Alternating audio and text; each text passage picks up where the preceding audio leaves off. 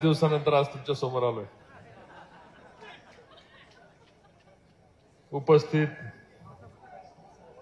आमचे पितृतुल्य राज्याचे नेते आदरणीय राधाकृष्ण विखे पाटील साहेब,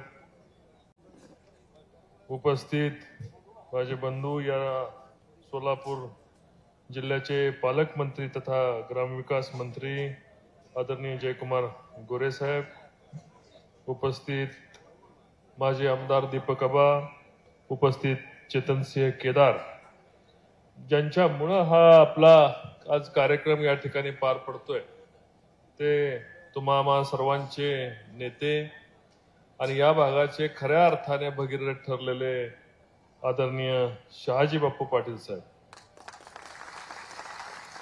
बापू, तुम्हाला एक सांगतो, या बऱ्याच निवडणुकीमध्ये तुमच्या पाण्याच्या प्रश्नाच्या विषयावर निवडणूक झाली. आपल्या दोघांची कारकीर्द अशी झाली की आपण दिलेला शब्द आज वचनपूर्ती खऱ्या अर्थाने जेव्हा पाईपलाईनचं काम चालू झालंय तेव्हा आज या ठिकाणी वचनपूर्ती आपण होते. बापूंचं नाव जेव्हा जेव्हा या सांगोल्याच्या इतिहासामध्ये लिहिलं जाईल, म्हणतात ना की जब तक सूरज चांद रहेगा बापू आपका नाम रहेगा. आणि खऱ्या अर्थाने तुम्ही झटला, मोड, वाकला, झिजला,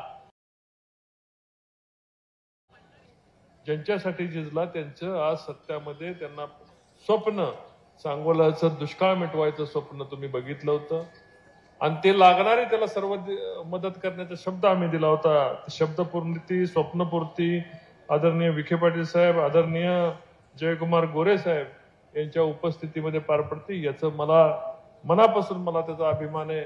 आणि असं चांगलं काम आपण अनेक शब्द देतो, पण ते शब्द पूर्ण होताना त्याचा आनंद वेगळा असतो.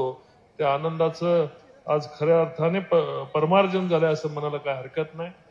साहेब, सांगोला हा केवळ सांगोल्याचं नाव घेतलं की दुष्काळी तालुका असं म्हणा. टिंबू असेल, म्हैसाळ असेल, बरोबर उजनीची स्कीम असेल, नीरा देवकरचं पाणी आपण कॅबिनेटचा ठराव घेऊन सांगोल्याला द्यायचं काम केलं.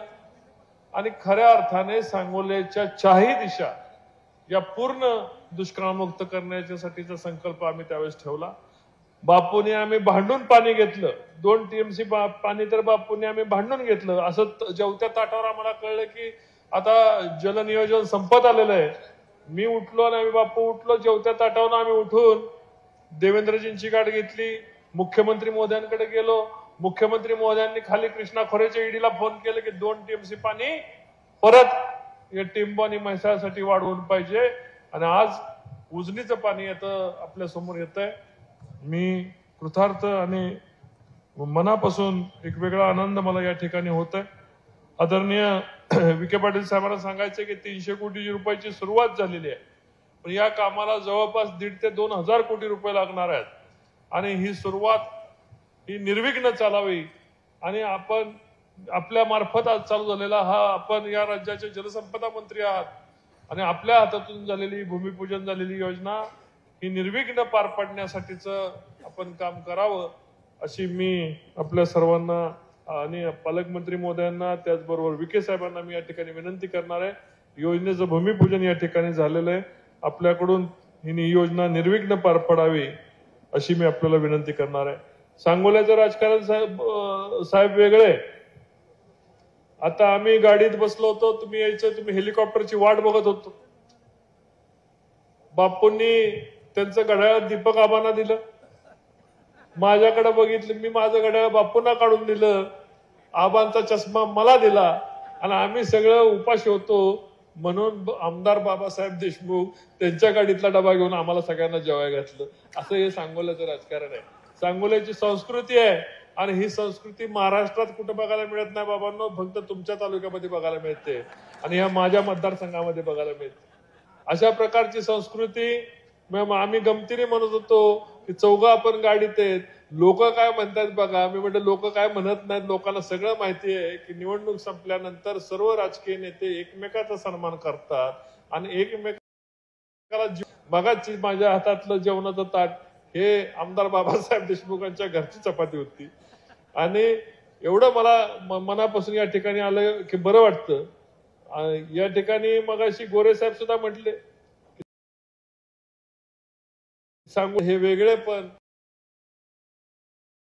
महाराष्ट्रामध्ये अशा पद्धतीचं राजकारण करता आलं पाहिजे. निवडणूक संपली की पर्सनल वैर संपलं पाहिजे, टीका टिप्पणी संपली पाहिजे.